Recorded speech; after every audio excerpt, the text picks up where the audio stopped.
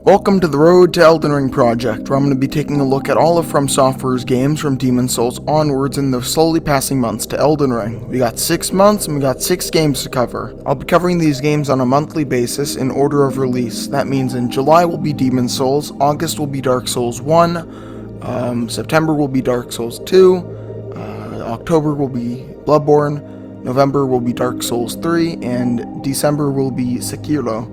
And then, of course, in January, Elden Ring releases. The version of Demon's Souls I'll be covering is the PlayStation 5 remake from Bluepoint Games. I don't ever plan on playing the original Demon's Souls because I have a better version of the game already, and it's easier to record for videos, and I know its online was shut down a few years back, so I'm probably just going to stick with this version. I don't really feel a need to play the original, really, so without any further ado, let's begin our adventure into Boletaria.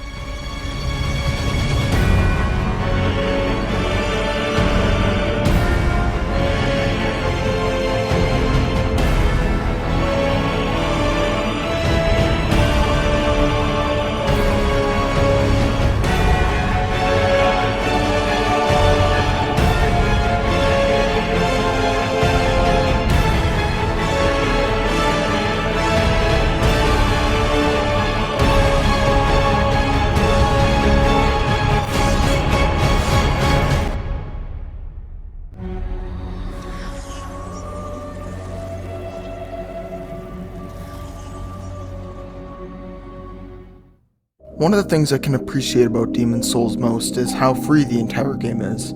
As soon as you beat the first boss in the first area, the entire experience opens up from 5 archstones. If you want to go through a dilapidated castle through Boletaria, you can do that. If you want to trek through a swamp for some reason, you can do that. If you want to find your way through caverns, you can do that. And with the vastly enhanced environments and visuals from Bluepoint, every single area in this game is an absolute joy to explore. Minus 5-2. While the levels are possibly the most linear the series has ever seen up to this point, the very smart placement of shortcuts makes them all much more free and open than they otherwise would be. I think that this game has the best shortcut placement. It always feels very rewarding. Climbing down a tower in Boletaria and seeing that it leads to the starting area of the level. The variety in the levels that are contained within the archstone should also be commended. They all feel very different from each other and distinct. From the large, imposing castles of Boletaria, the haunting melodies sung by the prisoners kept in the Tower of Latria,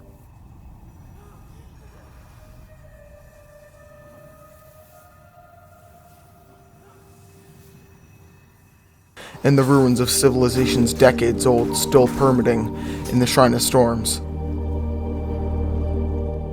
The sound design in this game is absolutely fantastic. This game begs you to wear the headset and immerse yourself in the world. Just listen to this.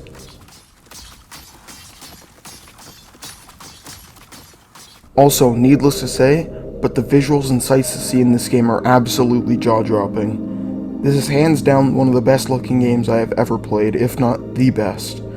It looks so goddamn beautiful that even Elden Ring is struggling to keep up with this game's beauty. YouTube will end up compressing the hell out of this video, so you really just need to play it for yourself on a big 4K TV to truly appreciate it. Another part of enhancing the visuals for Bluepoint were redoing and reimagining some of the animations, because in the original, the animations look super dated by today's standards. Part of remaking those animations were reimagining the parry and backstab animations from scratch. Every single weapon has their own backstab and parry animation, and separate ones if you're two-handing the weapon. For example, long swords,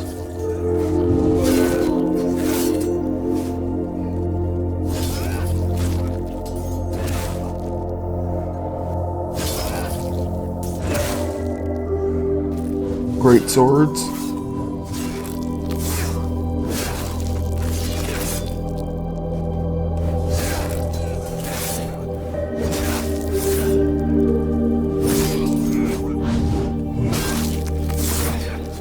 daggers,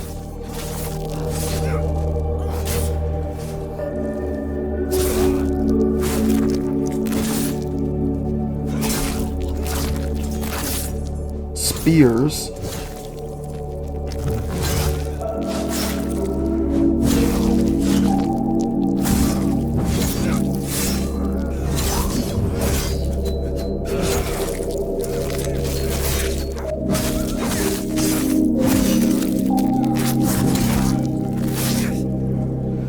And my favorite one, fists.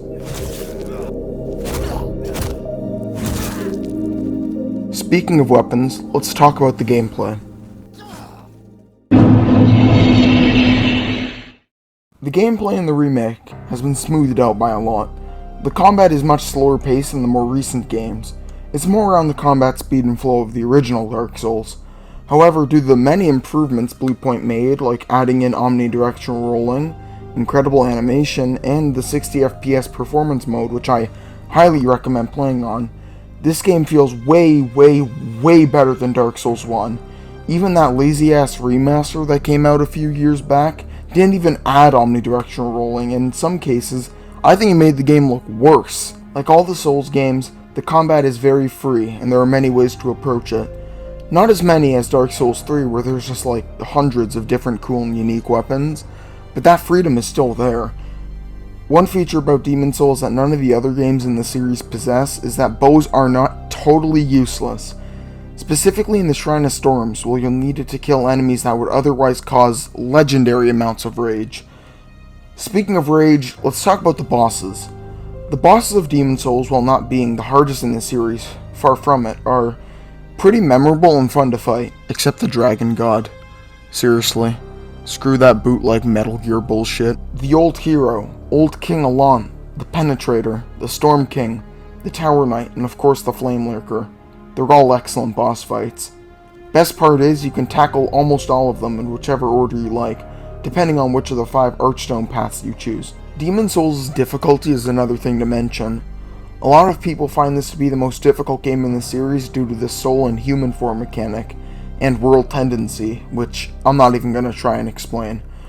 I don't find this game all too difficult. I'd say it's probably the easiest of the Souls games, but compared to most games out there, it's still pretty brutal.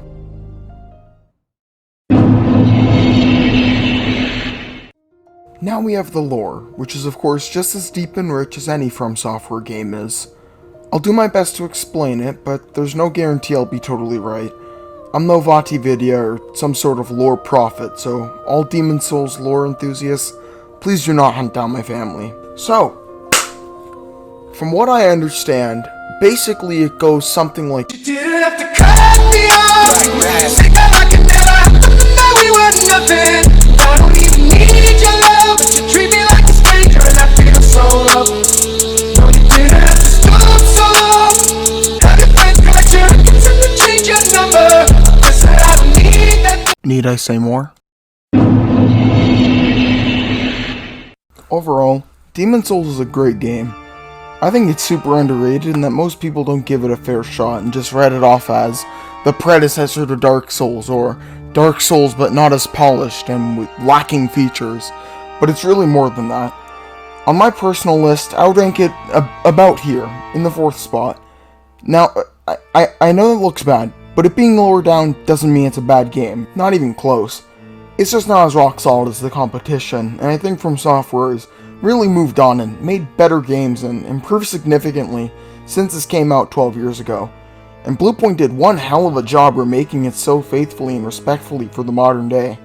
I'll definitely be keeping a closer eye on them, as well as the rumored Metal Gear Solid remake they're apparently working on. Now all the curious viewers watching may be thinking, Lucasio, where exactly do all the other Fromsoftware games rank on your list? Well, it seems like it's actually the end of the video, so you're gonna have to wait until next month for that to come out. Hopefully I'll be able to get it out a little sooner. Unfortunately, I got a little carried away with the Final Fantasy VII remake, another great remake, and the Mass Effect Remastered Collection, which is really great. I'm really loving that so far. But next time we'll be looking at the original Dark Souls, which is, spoiler alert, my favorite video game ever made. If you enjoyed the video, please like, share, comment, subscribe, all the YouTube nonsense. But until then, please take it easy. Umbasa.